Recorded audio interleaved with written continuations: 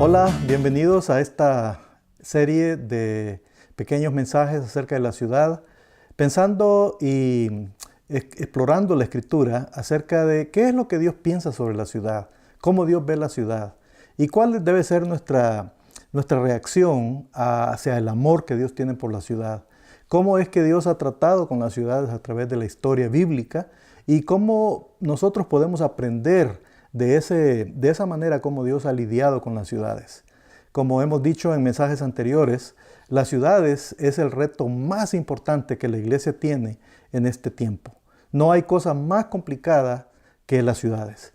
Y yo creo que es el momento en que Dios está llamando a la iglesia y a nosotros como movimiento CRU a que pensemos seriamente cómo podemos alcanzar las ciudades, cómo podemos formar movimientos que envuelvan la ciudad con el amor de Dios, de manera que la ciudad sea bendecida, sea edificada y la iglesia contribuye al bienestar de la ciudad. En esta ocasión quiero examinar de una manera muy breve un pasaje que es muy conocido, que quizás es el pasaje donde el Señor muestra más cómo es que Él piensa y cómo Él ve la ciudad. Está en el libro de Jeremías, capítulo 29, y vamos a verlo en un momento, pero antes quiero dar un poquito de trasfondo, cómo se llegó al momento de este pasaje de Jeremías capítulo 29. El imperio babilónico, que era el poder militar, económico, político más fuerte de ese tiempo, había conquistado Israel.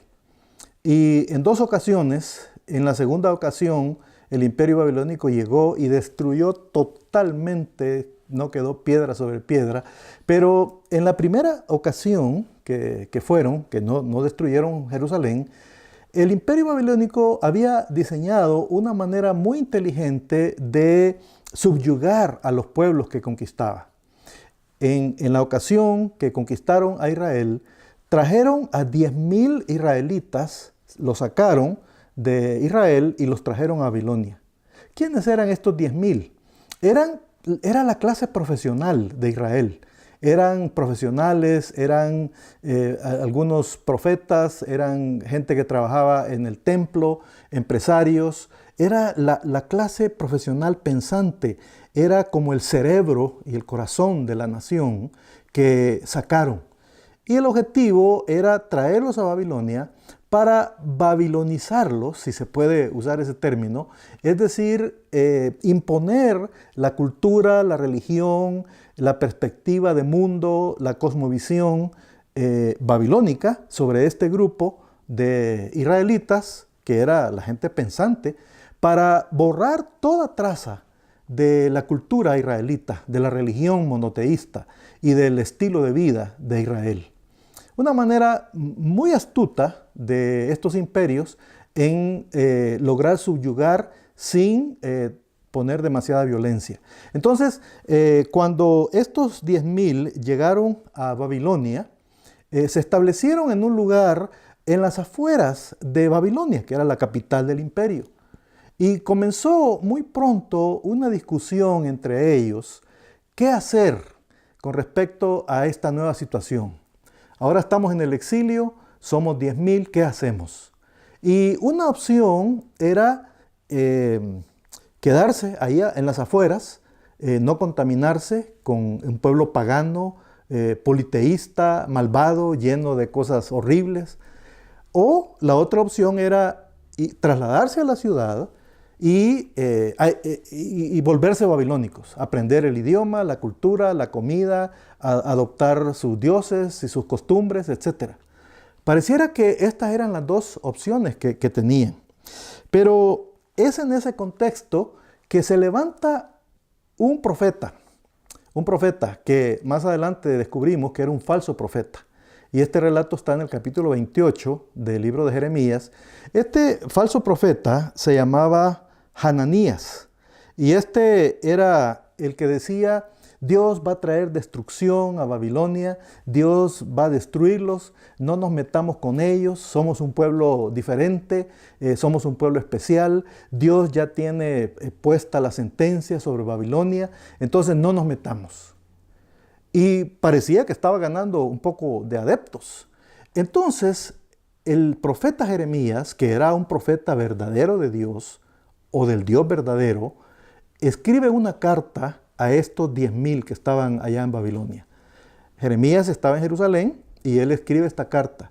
Y esa es la parte que quiero leer del capítulo 29 de Jeremías. Esta es la primera parte de esta carta que el profeta del Dios verdadero, Jeremías, escribe a este grupo de exiliados que estaban en Babilonia. Jeremías capítulo 29, los versículos 4 al 9.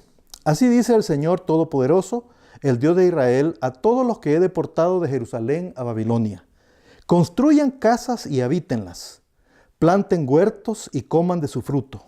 Cásense y tengan hijos e hijas. Y casen a sus hijos e hijas para que a su vez ellos les den nietos. Multiplíquense allá y no disminuyan. Además, busquen el bienestar de la ciudad a donde los he deportado y pidan al Señor por ella, porque el bienestar de ustedes depende del bienestar de la ciudad. Así dice el Señor Todopoderoso, el Dios de Israel. No se dejen engañar por los profetas ni por los adivinos que están entre ustedes. No hagan caso de los sueños que ellos tienen. Lo que ellos les profetizan en mi nombre es una mentira. Yo no los he enviado, afirma el Señor. Qué sorprendente y totalmente contrario es el mensaje de esta carta a lo que estos exiliados habían escuchado de estos falsos profetas que estaban entre ellos.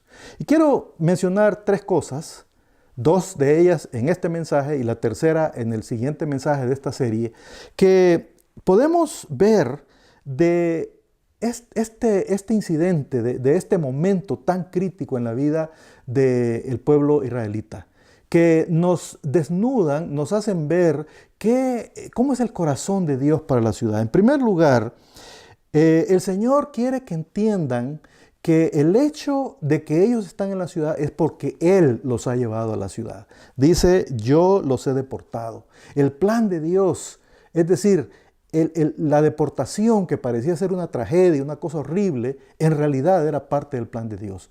Dios los había llevado a Babilonia. Y esto es muy importante de entender, porque Dios está trayendo a la gente a las ciudades. Algunos de nosotros vinimos por nuestro gusto, pero hay muchísimos inmigrantes que están viniendo por diferentes razones económicas, persecución, por cuestiones de falta de trabajo, falta de oportunidades. Millones de personas están viniendo a las ciudades. Y el Señor a estos exiliados les dice, yo los he traído, yo los he deportado. Las ciudades están siendo llenas de personas que Dios está trayendo. Y el Señor en segundo lugar, el Señor les presenta diferentes opciones.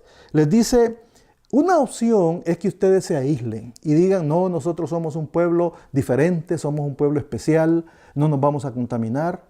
Y la otra opción es irse y moverse a la ciudad y volverse otro babilónico más.